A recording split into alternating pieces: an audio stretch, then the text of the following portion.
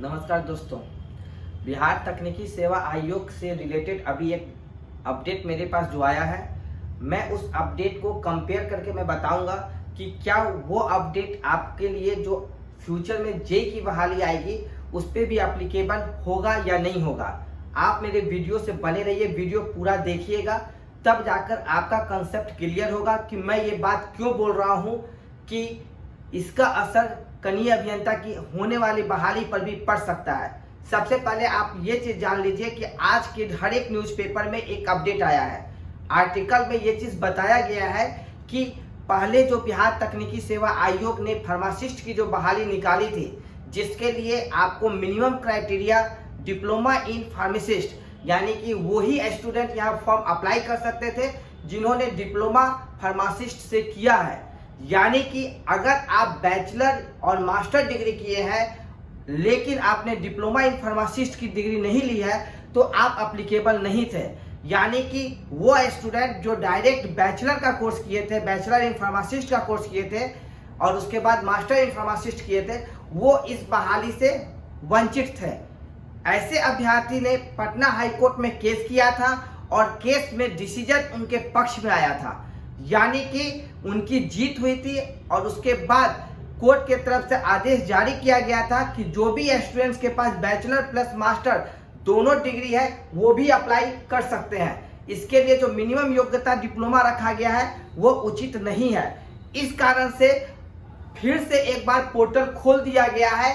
आप देखिएगा जाके बिहार तकनीकी सेवा आयोग के ऑफिशियल साइट पे, जहां पर ये आपको मेंशन किया हुआ है कि 6 तारीख से, यानी कि आज के दिन से 6 जुलाई से फिर से फॉर्म के लिए जो है एप्लीकेशन स्टार्ट हो चुका है।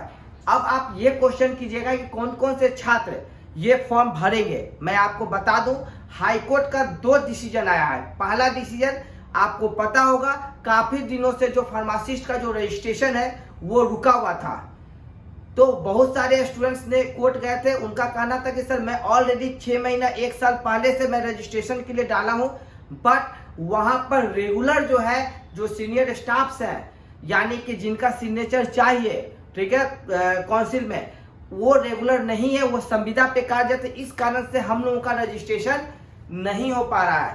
तो कोर्ट ने उनकी बात को संज्ञान लेते हुए उन्होंने आदेश जारी किया कि ऐसे भी अभ्यर्थियों को फिर से एक बार मौका दिया जाए, यानी कि हाईकोर्ट के आदेश के अनुसार कोई भी स्टूडेंट्स वंचित नहीं रहेगा, चाहे वो डिप्लोमा किया हो, चाहे बैचलर किया हो, चाहे वो मास्टर किया हो। अब हम एक दूसरे टॉपिक पे आते हैं और उसको कोलैप्स करते हैं आपको जेई के साथ। जेई के साथ मैं इसलिए मैं बात बोल रहा हूं, मेरे वीडियो को बहुत सारे ऐसे स्टूडेंट्स हैं जो 100% है कि मेरे वीडियो को डिसलाइक करेंगे, लेकिन मैं आपको रियलिटी बता देता हूं, आपको रियलिटी एक्सेप्ट करनी पड़ेगी, आज हो चाहे कल हो। इस चीज को आपको मानना पड़ेगा। अगर आप अंधेरे में रह रहे हैं तो आप उससे बाहर निकलिए। मैं इसलिए यह बात बोल रहा हूं क्योंकि सुप्रीम कोर्ट का जो आदेश आया है, आपको पता है कि सुप्रीम कोर्ट का एक आदेश जारी हुआ था। उस आदेश के अनुसार कनीय अभियंता की बहाली के लिए उन्होंने बीटेक को अलाउ किया था। ये जो आदेश आया था वो Himachal Pradesh state electricity board के केस में आया था। उसका असर आपको पता है बिहार के पड़ोसी राज्यों पर भी पड़ा। बिहार के पड़ोसी राज्य बोलने का मतलब मेरा ये है कि उत्तर प्रदेश की जो भी वैकेंसी आ रही है उन सभी में कनीय अभियंता के लिए बीटेक छात्रों को अलाउ कर दिया गया है। ये वहां का अपडेट आया था जो मैं आपको पहले वीडियो में मैं बता चुका हूं। इसके साथ साथ आप देख सकते हैं कि आपके पड़ोसी राज्य जो झारखंड में है वहां भी वैकेंसी आपको आई हुई है। आप जाके उसको फॉर्म भी फिल कर सकते हैं। मैं एक वीडियो ऑलरेडी उस पर अपलोड कर चुका हूं जो कनीय अभियंता के लिए लगभग 1500 के आसपास टोटल वैकेंसी है। 12 तारीख उसका लास्ट डेट है। तो अगर अभी तक आप नहीं भरे तो आप एक बार जाकर वहां से उसके ऑफिशियल साइट पे जेएसएससी के वहां से फॉर्म को जरूर भर दीजिएगा। वहां भी आप देखिएगा कि हायर जो डिग्री है उनको अप्लाई करने का मौका दिया गया है, यानी कि झारखंड में भी बीटेक के छात्र अप्लाई कर सकते हैं। बिहार में भी प्रारूप जो है उम्मीद की जा रही है कि हो सकता है, क्योंकि बीटेक वाले बहुत से छात्र जो है उन्होंने यूनाइट होकर एक पटना हाई कोर्ट में फाइल किया है, केस फाइल है, केस अभी चल भी रहा है।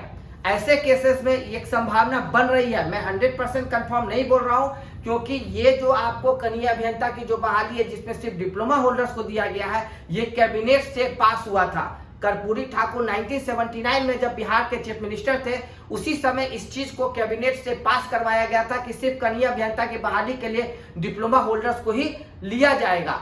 लेकिन अब क्या है, समय समय पर चेंजेस आते हैं, नए नए नॉर्म्स आते हैं। तो ऐसे केसेस में क्या है, में भी एक संभावना ये भी बन रही है कि अगर हाई कोर्ट का डिसीजन सुप्रीम कोर्ट के अकॉर्डिंग आ जाता है, तो ऐसे केसेस में बिहार सरकार बीटेक छात्रों को भी मौका देने पर विचार कर सकती है।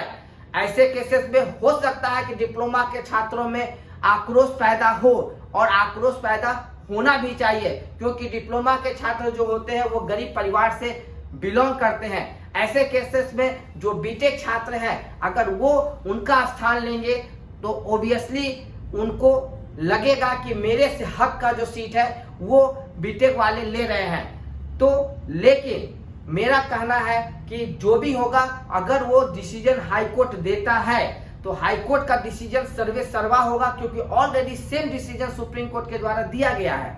आप देखिए, पहले बिहार में नॉर्म्स था कि जो भी डिप्लोमा इन फार्मासिस्ट का कोर्स किए हैं वही फार्मासिस्ट के लिए एप्लीकेबल होंगे। लेकिन पटना हाई कोर्ट के डिसीजन के बाद क्या हुआ, उलट दिया गया। उलटने का मतलब अब बैचलर भी जिन्होंने किया है वो भी फार्मासिस्ट के लिए एप्लीकेबल हो गए हैं। आप मेरे वीडियो से बने रहिए, चैनल को सब्सक्राइब कीजिए और बेल आइकन को प्रेस कीजिए, जिससे कि आपको ज्यादा से ज्यादा सटीक अपडेट मेरे चैनल के माध्यम से मिल सके।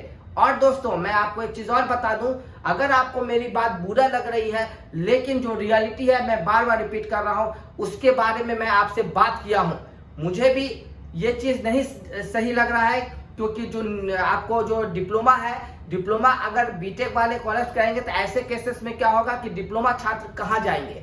लेकिन डिसीजन का इंतजार करना पड़ेगा। जो केसेस अपना पटना हाई कोर्ट में चल रहा है उसका वेट सभी को करना पड़ेगा और सबको मानना भी पड़ेगा। धन्यवाद।